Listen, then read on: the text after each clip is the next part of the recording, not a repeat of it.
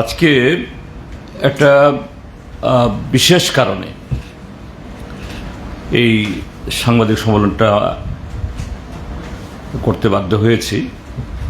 আপনাদের পক্ষে সকাল 10টায় আসা মুশকিল সাংবাদিকদের, তবু আপনারা এসছেন, আপনাদের সবাইকে আমি ধন্যবাদ জানাচ্ছি।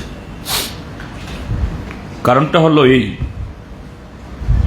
নির্বাচন, তাও লোকসভা নির্বাচন, অর্থাৎ আমাদের দেশের সর্বোচ্চ সাংবিধানিক প্রতিষ্ঠান বা আইনসভা নির্বাচন। সে নির্বাচনে প্রতিদ্বন্দ্বী দলগুলোর মধ্যে উচ্চ রাজনৈতিক বিতর্ক হবে, কর্মসূচির ব্যাখ্যা হবে এবং দলগুলোর মধ্যে তাদের অতীতের কার্যকলাপ সম্পর্কে সেখানে প্রতিদ্বন্দ্বী দল তাদের সফলতা ব্যর্থতা এগুলি তুলে ধরবেন এবং অবশ্যই এটা হওয়া দরকার সত্য এবং বাস্তবতার উপরে ভিত্তি করে। কোনো অসত্য, মন গড়া এবং যে ব্যক্তি বা যে দল তারা এই জাতীয় সাংবাদিক সম্মেলন বা বক্তব্য রাখেন, সেই ক্ষেত্রেতে সেরকমই যাদের এই রাজনৈতিক, অর্থনৈতিক বা বিভিন্ন ক্ষেত্রেতে সে অভিজ্ঞতা আছে এবং একজন ব্যক্তি হিসাবে বা দল হিসাবেও সেরকম স্বাধীনতা, সেরকম যে মার্জিত, তার সাথে গরিমা, এগুলি রাজনীতিতে থাকতে হয়। এই জন্যই এটাকে রাজনীতি বলা হয়। কিন্তু দুর্ভাগ্যের সাথে দেখা যাচ্ছে আমাদের দেশে এবং রাজ্যে বর্তমান শাসক দল ভারতীয় জনতা পার্টি, তাদের অভিধানে এই গরিমা, সততা, শালীনতা এগুলি বোধহয় তারা সব বিসর্জন দিতে চাইছেন। নির্বাচন মানে হলো যে কোনোভাবেই ভোট হরণ করা, যে কোনোভাবেই জনগণকে বিভ্রান্ত করে ভোট নেওয়ার কৌশল তৈরি করে ভোটে যাতা, এটাই তাদের রাজনৈতিক সংস্কৃতি। যেমন আমাদের মাননীয় প্রধানমন্ত্রী বলছেন প্রতি 2 দিনে দেশে একটা এইমস তৈরি হচ্ছে, 3 দিনে IIM তৈরি হচ্ছে, 4 দিনে IIT তৈরি হচ্ছে। এইভাবেই তিনি খুব কদাচিৎ সাংবাদিক সম্মত করেনি না, কোনো যে পছন্দের সংবাদদাতার কাছে বা এরকম সেলিব্রিটির সামনে তিনি রাখেন, যেগুলো যে পত্রপত্রিকায়, সোশ্যাল মিডিয়াতে এসছে। সেই দলেরই একজন কর্তা বা এই রাজ্যের শীর্ষ নেতা আবার এই লোকসভা কেন্দ্রে তাকে তার 4 বছরের মুখ্যমন্ত্রিত্বের কালে আনসেরিমনিয়াসলি কোনো ধরনের আগাম যে সতর্কবাণী বা জনগণের সামনে সেরকম কোনো ধরনের কারণ তুলে না ধরি। আমি কারণ তুলে ধরার কথাটা বলছি কারণেই, কেননা দলের কোনো বড় পদ থেকে সরিয়ে দেওয়া এটা দলের আভ্যন্তরীণ ব্যাপার, কেউ জিজ্ঞেস করে না। কিন্তু কেউ যদি মুখ্যমন্ত্রিত্বের পদ আসীন হন, অলঙ্কৃত করেন, মন্ত্রীর পদ অলঙ্কৃত করেন, সাংসদের পদ অলঙ্কৃত করেন, এটা পাবলিক পোস্ট, সাংবিধানিক একটা আসন, সেখান থেকে কাউকে হটিয়ে দেওয়া এটা যে কোনো দলেরই রাজনৈতিক কর্তব্য, নৈতিকতা। এরকম একজন ব্যক্তি, তিনি এখন এই পশ্চিম ত্রিপুরা লোকসভা আসনের প্রার্থী। তিনি গতকাল একটা সাংবাদিক সম্মেলন করেছেন, বা তার একদিন দুদিন আগে থেকেই তার কিছু বক্তব্য আপনাদের মাধ্যমে পত্রপত্রিকাতে আসছে। কি বলছেন? সিপিআইএম একটা দেশদ্রোহী দল, তাদের এই দেশে থাকার কোনো নৈতিকতাই নেই। সিপিআইএম একটা ইলেকশন ম্যানিফেস্টো, নির্বাচনী ইশতেহার প্রকাশ করেছে।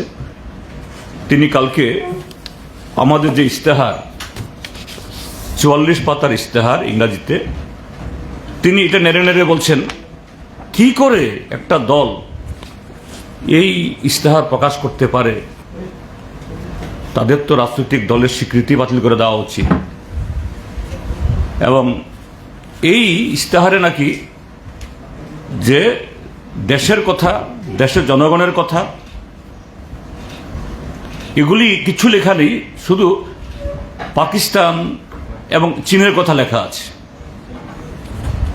এবং তার মধ্যে তিনি একটা পৃষ্ঠা, তার মধ্যে এটা উল্লেখ করে বলছেন যে পৃষ্ঠাতে আমরা আমাদের শুধু দেশের না, আমাদের উপমহাদেশের তার যে মানে সিকিউরিটি, ন্যাশনাল সিকিউরিটি এবং আঞ্চলিক সিকিউরিটির কথা বলেছি আমরা, এগুলি নিয়ে তিনি মন্তব্য করছেন। কি মন্তব্য করছেন? যে সিপিআইএম একতরফা আমাদের দেশের সমস্ত পারমাণবিক শক্তি ধ্বংস করে দিতে চায়। সিপিআইএম যে আমাদের দেশে মিলিটারি ব্যবস্থা উঠিয়ে দিতে চায়। সিপিআইএম এই দেশের জনগণের নিরাপত্তার চাইতে পাকিস্তান এবং জনগণের এই চীনের নিরাপত্তা সম্পর্কে বেশি বেশি করে তাদের ইশতেহার লেখা আছে। আমি আপনাদেরকে কপি দিয়েছি, এবং এই কপি শুধু আপনাদের কাছে না, এটা আমাদের এই আজ থেকে দিন 10 আগে আমাদের জেনারেল সেক্রেটারি এবং আরও 3 জন পলিট ব্যুরো মেম্বার দিল্লিতে সাংবাদিক সম্মেলন করে প্রকাশ করেছেন, ইন্টারনেটে, পত্রপত্রিকাতে, সর্বত্র এটা পাবলিক ডোমেইনে আছে। এবং আমাদের এই ইশতেহার ইতিমধ্যেই দেশের যে শুধু রাজনৈতিক দল যারা তারা করেন না, এই দেশের যারা অর্থনীতিবিদ, এই দেশের এই সামাজিক প্রতিরক্ষা এসব নিয়ে যারা কথাবার্তা বলেন, ইতিমধ্যেই আমাদের এই ইশতেহার সম্পর্কে ভূয়সী প্রশংসা করেছেন। আমরা সিপিআইএম দল শুধু ভোট গ্রহণ করার লক্ষ্যে কিভাবে লোককে হিপনোটাইজ করতে হবে, আমাদের কোনো দলিলে বা কোনো ইশতেহারে এইভাবে আমরা করি না। আমরা সামগ্রিকভাবে দেশের অর্থনীতি এবং সেই অর্থনীতির তার বিভিন্ন দিক, আর আমাদের দেশের যে নিরাপত্তা ব্যবস্থা, শিক্ষা ব্যবস্থা, সবটা মিলিয়েই আমাদের বক্তব্যিক অবস্থান আমরা করি যে আমরা ভারতের কমিউনিস্ট পার্টি মার্ক্সবাদী, আমরা তো মানে নিজেরা সরকার করব এরকম অবস্থার মধ্যে আমরা নই। আমরা চাই একটা ধর্মনিরপেক্ষ এবং বিকল্প, আজকের বিজেপির বিরোধী বা তার বিকল্প একটা সরকার, এবং সেই সরকারকে তার বাইরে থেকে সমর্থন করার মধ্য দিয়ে আমরা শিক্ষা সম্পর্কে, অর্থনীতি সম্পর্কে, স্বাস্থ্য সম্পর্কে, দেশের নিরাপত্তা সম্পর্কে কিভাবে আমরা তাকে বাধ্য করাবো বা তাকে চাপ দেব বা সহযোগিতা করব, আমরা সেভাবেই আমরা বলি। এবং তার উদাহরণ আছে ভুরি ভুরি। এই রাজ্যে যখন এই ইউপিএ সরকার হয়েছিল ডক্টর মনমোহন সিং নেতৃত্বে, আমরা বাইরে ছিলাম, 62 জন এমপি থাকার পরও আমরা মন্ত্রিসভায় যোগদান করিনি। কিন্তু যে কমন মিনিমাম প্রোগ্রাম রচনা করার মধ্য দিয়ে দেশের স্বাধীনতার পর সর্বপ্রথম যুগান্তকারী কয়েকটি আইন প্রণীত হয়েছে, এখনও সেই আইন আছে। মোদী সরকার নানাভাবে চেষ্টা করছে সে আইনকে ভাঙার জন্য, ক্ষতবিক্ষত করার জন্য, এখনও পারেনি। সেগুলা কি? 100 দিনের কাজের গ্যারান্টি, রাইট টু ইনফরমেশন। আপনারা যারা এই মিডিয়া জগতে আছেন, আপনাদের সবচেয়ে বড় হাতিয়ার, কিন্তু সেই হাতিয়ারটাকে ভোতা করে দিচ্ছে ফরেস্ট রাইট অ্যাক্ট। বামপন্থীরা যদি সেদিন বাইরের থেকে সমর্থন না করত বা বামপন্থীদের উপর নির্ভরশীল না হতো, এই আইনগুলি হতো না। এবং 2004 থেকে 2009 সাল অবধি প্রথম ইউপিএ সরকার, সেই সময়তেই এই যে 2008 সালের বিশ্বমন্দা হয়েছিল, আমেরিকা ইউরোপ ধসে গিয়েছিল, কিন্তু ভারত তার অবশ্যই অবস্থার মধ্যেও ইউরোপ এবং আমেরিকা থেকে আমাদের অর্থনীতি আরো দুর্বল হওয়া সত্ত্বেও আমাদের দেশে সরাসরি তার আঁচ লাগেনি, আঁচ লাগতে পারেনি। কেন? কারণ বামপন্থীরা, ডক্টর মনমোহন সিং সরকার, তাকে আমাদের দেশে রাষ্ট্রায়ত্ত ব্যাংক বা রাষ্ট্রায়ত্ত এই যে বিমা, এগুলাকে বেসরকারি করতে আমরা দিইনি। ভারত বেঁচে গেছে বামপন্থীদের জন্য। কিন্তু বিপ্লব কুমার দেব বলছেন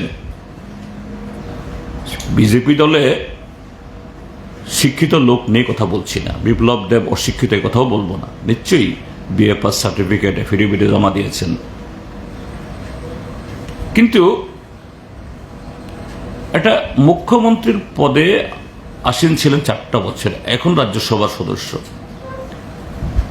এই জাতীয় যে মূর্খের মতো কথা বলে কি করে?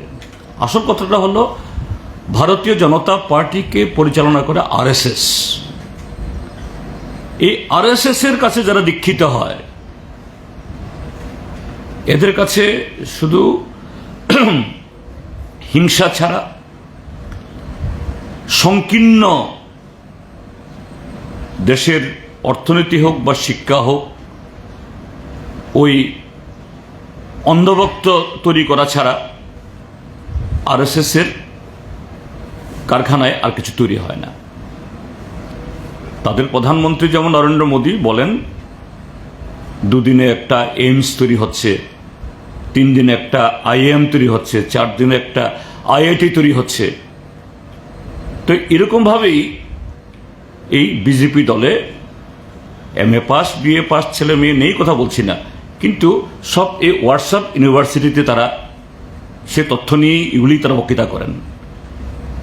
বিপ্লব দেবও সেই হোয়াটসঅ্যাপ ইউনিভার্সিটির এক মানে যোগ্য একজন ব্যক্তি, সেভাবেই মুখ্যমন্ত্রী হয়েছেন। এবং তিনি আবার 4.5 বছর আরও মেয়াদ থাকা সত্ত্বেও তাকে আবার মানে লোকসভাতে আনার চেষ্টা করা হচ্ছে। আমি এই জায়গাতে বিপ্লব দাকে বলবো, প্রার্থীদের বিরুদ্ধে আমরা ব্যক্তিগত বলি না, কিন্তু ত্রিপুরাজ্যের রাজনৈতিক সংস্কৃতিতে বিগত কয়েক দশকে যে কয়েকজন রাজনীতিক এখানে হিংসা, ভোটে কারচুপি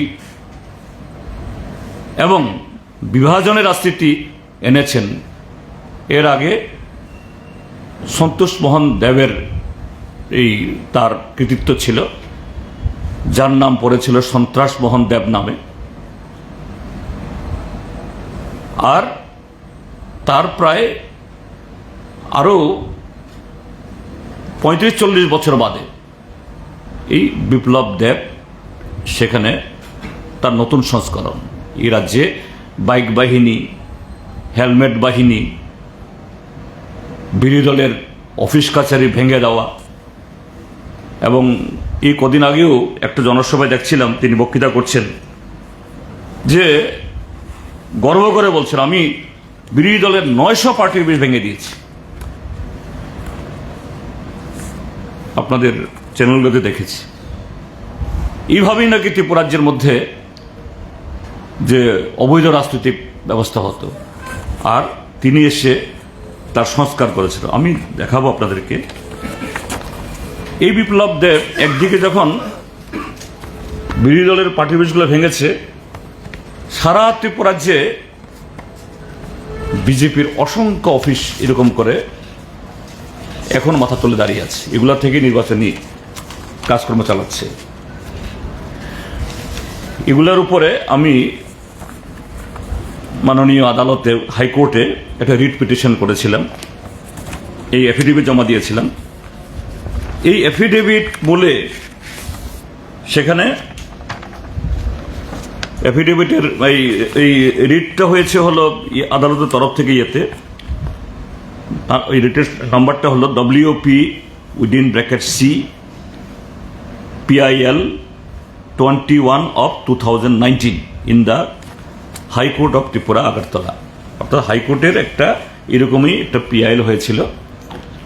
এই PIL ইয়েতে আমি CPIM দলের তরফ থেকে একটা তথ্য জমা দিয়েছিল অ্যাফিডেভিট করে, যে সারা ত্রিপুরা যে ধর্মনগর থেকে সাবরুম অবধি অসংখ্য বিজেপির অফিস এবং তার শাখা সংগঠনগুলো, BMS, তারপরে বিবেকানন্দ, কি জানি বিচার মঞ্চ ইত্যাদি ইত্যাদি, যদি CPIM এবং অন্যান্য দল যারা 40-50 বছর আগে, কংগ্রেস দলও আছে, যেহেতু ত্রিপুরাজ্যের মধ্যে 60% জমি ফরেস্ট এরিয়াতে, তো সেরকমভাবে ত্রিপুরাজ্যে শুধু পার্টি অফিস না, বাজার, হাসপাতাল, অফিস, স্কুল ইত্যাদি বিভিন্ন প্রতিষ্ঠান গড়ে উঠেছে। সেগুলো যদি বেআইনি হয়, সরকার বিরোধী দলের অফিস দেখে দেখে ভেঙে দিয়েছে, তাহলে বর্তমান শাসক দল তাদের অফিস থাকতে পারে কি করে? আমার সেই অ্যাফিডেভিটের পর মাননীয় আদালত সরকার পক্ষকে নির্দেশ দিয়েছে যে সরকার পক্ষও এরকম এই মুহূর্তে কটা অফিস এরকম খাস জায়গা দাঁড়িয়ে আছে। নাম বললে অনেক সময় লাগবে, আপনারা অন্যখানে যাবেন, দেখুন এত বড় একটা তালিকা এসছে। বিভিন্ন ডিএমরা আদালতে জমা দিয়েছে, এটা আদালত থেকে কপি এনেছি আমি। সংখ্যা অসংখ্য, এটা নাই কোনো তো এই 4 থেকে 500 সংখ্যা হবে, এবং সবগুলি হলো বিজেপির অফিস। কে দিয়েছেন জমা? ডিএমরা। 8 জন ডিএমের কাছ থেকে আদালতের কাছে দাখিল করেছে, এগুলি সব বিজেপি অফিস। তো এই হলো বিপ্লব কুমার দেব। তার চোখে আজ থেকে 40, 50, 60 বছর আগে খাস জমিতে বাজার গড়ে উঠেছে, হাসপাতাল গড়ে উঠেছে, স্কুল গড়ে উঠেছে, মন্দির গড়ে উঠেছে, পার্টি অফিসও গড়ে উঠেছে, সব দলের পার্টি, এই না যে শুধু CPIM এর। কিন্তু শুধু CPIM এবং বিরোধী দলের পার্টি অফিস ভেঙে ফেলো, বুলডোজার দিয়ে ভেঙে দেওয়া হলো, আর তার আমলেই গড়ে উঠেছে এই বিপ্লব কুমার দেব। ত্রিপুরাজ্যের রাজনীতিতে এরকম একজন, কি বলে, চেতনার দিক থেকে যে একটা এই সর্বভারতীয় রাজনৈতিক দল, 44 পৃষ্ঠায় আমাদের এই ইশতেহার, তার ইংরাজিতে একটা শব্দ বুঝেছেন কিনা জানি না, BA পাস হতে পারে, কিন্তু জ্ঞানের পরিধি যে কি এটা তিনি প্রমাণ করে দিয়েছেন এই যে কদিনের ইয়েতে। আমি এই জন্য বারবার বলছিলাম যে কেন 4 বছরের মাথাতে বিপ্লব কুমার দেবকে মুখ্যমন্ত্রী পদ থেকে হটানো হয়েছিল। এটা ত্রিপুরাজ্যের ভোটারদের সামনে তুলে ধরা হোক, কেননা তিনি শুধু দলের পদাধিকারী ছিলেন না, এটা হলো আমাদের কোনো বক্তব্য না, তিনি মুখ্যমন্ত্রী পদে ছিলেন। তার অপরাধটা কি ছিল? বিজেপি তার মধ্যে অনৈতিকতা কি দেখেছিল? তিনি বড় বড় কথা বলছেন এইভাবে। তো এটাই হলো আমার মূল বক্তব্য, যে হোয়াটসঅ্যাপ ইউনিভার্সিটির এই সমস্ত এই থেকে তথ্য নিয়ে যারা বলছেন ত্রিপুরা রাজ্যের মানুষ তাদেরকে প্রত্যাখ্যান করবেন।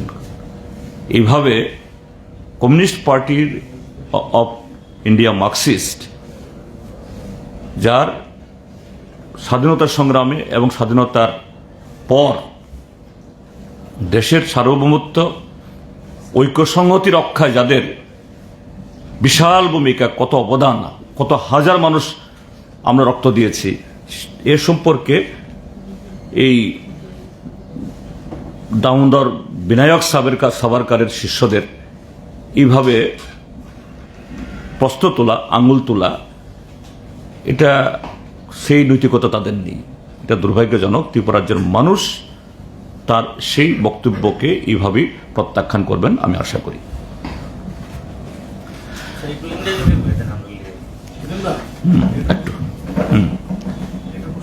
এই বিপ্লব দেবের সময় দেখা গেছে এই বাইক বাহিনী এগুলোর একটা উৎপাদ ছিল। একটা সময় পর উনি মুখ্যমন্ত্রী থেকে সরে গেছেন বা সরিয়ে দেওয়া হয়েছে। এরপরে চিত্র এবং আবার উনি ফিরে এসেছেন, চিত্রটা কেমন কিভাবে দেখছেন? এখানেই বিষয়টা বোঝার বিজেপি দলটা কেমন। বিপ্লব কুমার দেবকে 4 বছরের মাথায় তার আসন থেকে নামিয়ে দিল্লিতে পাঠিয়ে দেওয়ার অন্যতম কারণ হল এই রাজনৈতিক সন্ত্রাস এবং ত্রিপুরাজ্যের মধ্যে যুব সমাজকে একদিকে ড্রাগ, অন্যদিকে এই রাজনৈতিক মাফিয়াতে করার মধ্য দিয়ে এখানকার টোটাল পরিস্থিতি পলিউট করার জন্য। অন্য কারণ তো আছেই, এগুলো আমাদের বলতে রুচি বাদে, আমরাও জানি এগুলি, যাই হোক এগুলি বলছি না এখানে। এবং তার এই ইয়ার ফলে বিজেপি দল এই যে গত 2023-এর বিধানসভা নির্বাচনে তাদের ভোট 11% কমে গেল, এত শত চেষ্টা করার পরও। মথা যদি এই বিশ্বাসঘাতকতা না করত, আজকে বিজেপি দল ত্রিপুরা রাজ্যের মধ্যে প্রায় হারিয়ে যেত। তো এখান থেকে বিজেপি একটু শিক্ষা নিয়েছে, কিন্তু শিক্ষা নিলেও ভালো শিক্ষা গ্রহণ করে দেশকে ভালো পথে পরিচালনা করার এরকম মানসিকতা বিজেপির মধ্যে নেই। এখন দেখলো গত 1 বছরের এই শাসনে বিজেপি দল আরো বেশি জনগণের যে অভিশাপ বা জনগণ থেকে বিচ্ছিন্ন হয়েছে, যেটা আমরা এই ভোটের মুহূর্তেও দেখছি বিভিন্ন জায়গাতে, কোথাও পানীয় জল, কোথাও বিদ্যুৎ, কোথাও রাস্তার জন্য মানুষ রাস্তা রোকো করে। কাজে বিজেপি দল দেখলো যে না, ওই রাস্তাতেই ওই বাইক বাহিনী, এদেরকে যদি আবার একটু কাজে না লাগানো যায় তাহলে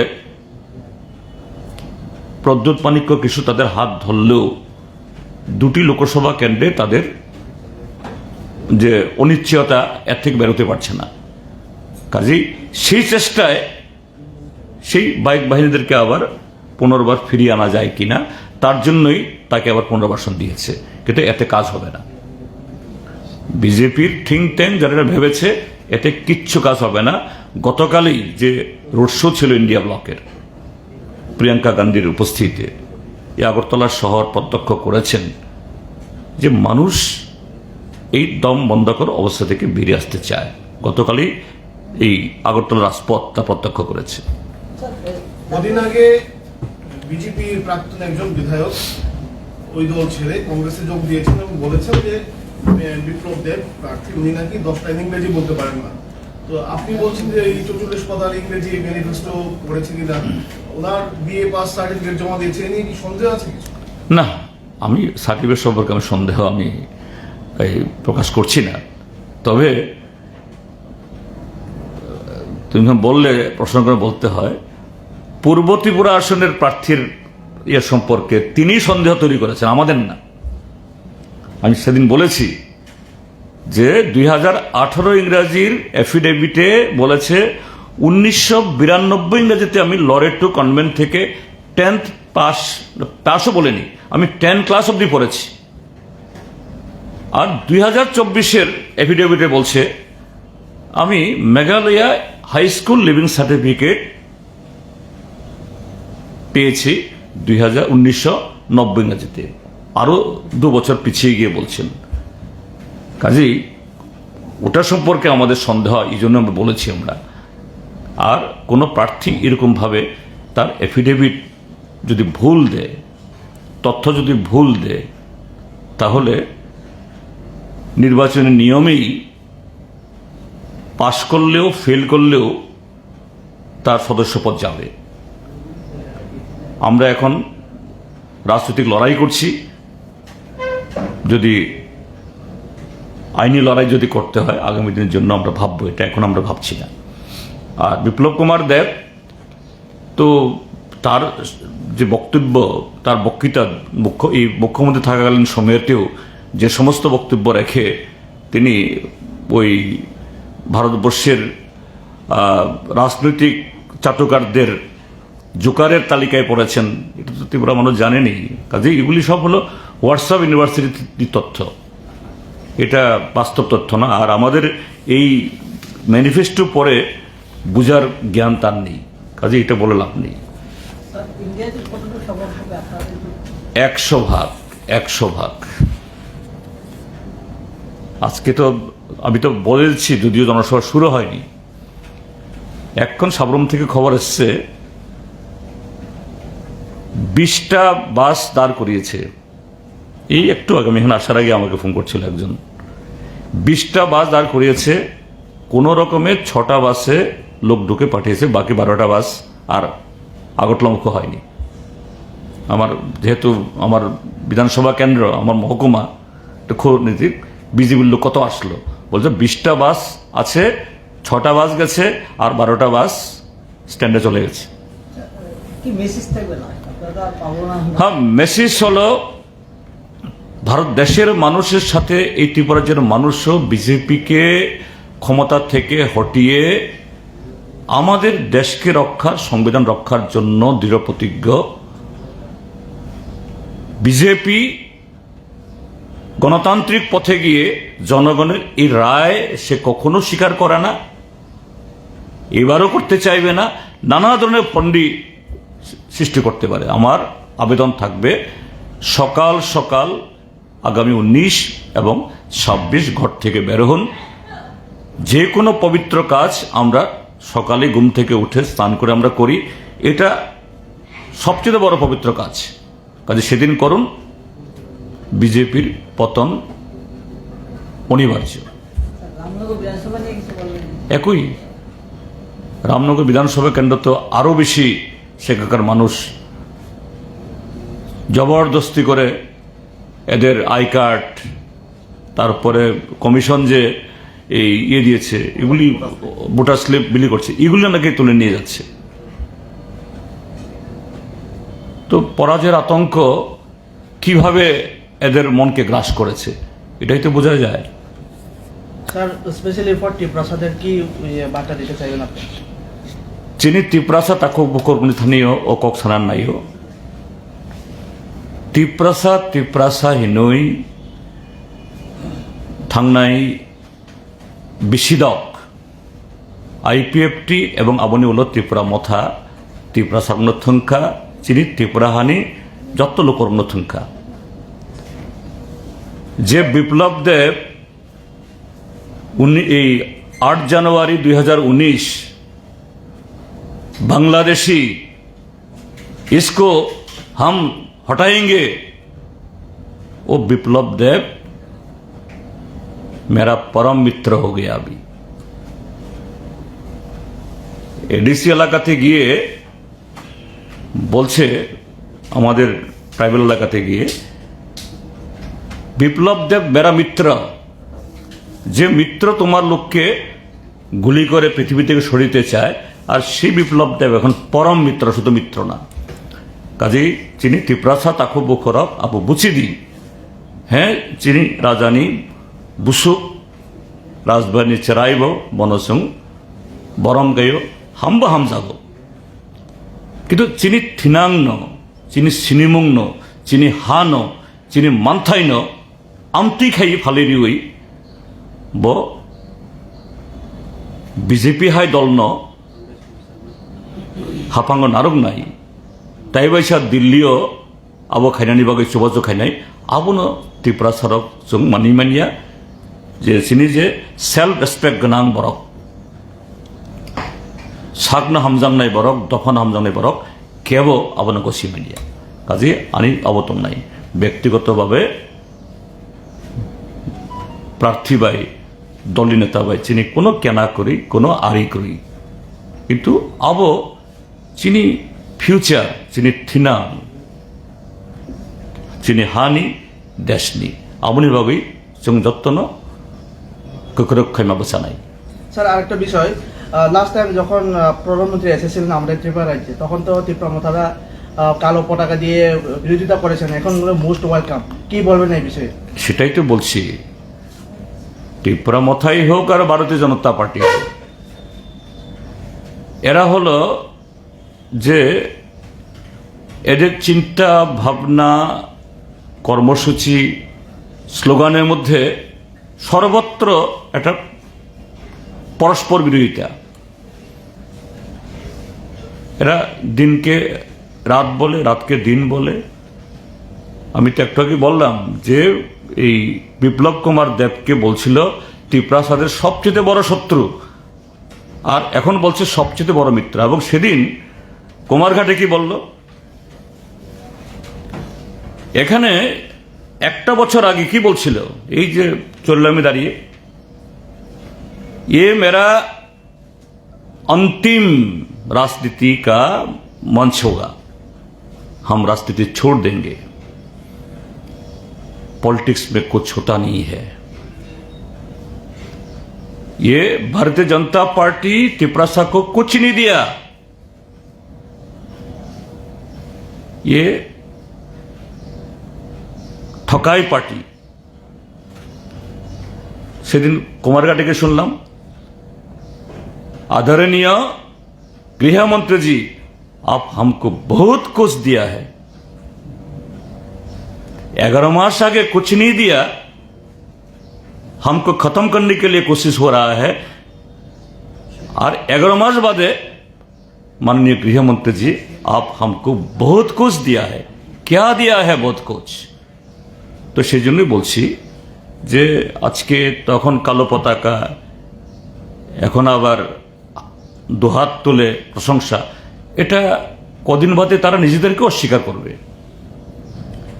এটাই হয় যারা জনবিচ্ছিন্নতা হলে পরে বা জনবিরোধী মানসিকতায় যারা সব করে শুধু আবেগ নিয়ে রাজনীতি করে তাদের এই পরিণতি হতে বাধ্য এটাই হয়েছিল টিউজেএস এর আইএনপিটির আইপিএফটির এবং শুধু তা নয় যে ওভারগ্রাউন্ড পলিটিক্স না আন্ডারগ্রাউন্ড পলিটিক্স করেও টিএনবি এনএলএফটি টাইগার ফোর্স করে আমাদের বহু ভালো ভালো ছেলেদের মগজ ধুলাই করে এদের জীবন নষ্ট করেছিল এরাও উপলব্ধি করছে আজকে এবং এগুলি একটা সময় সাংঘাতিক খতরনাক ছিল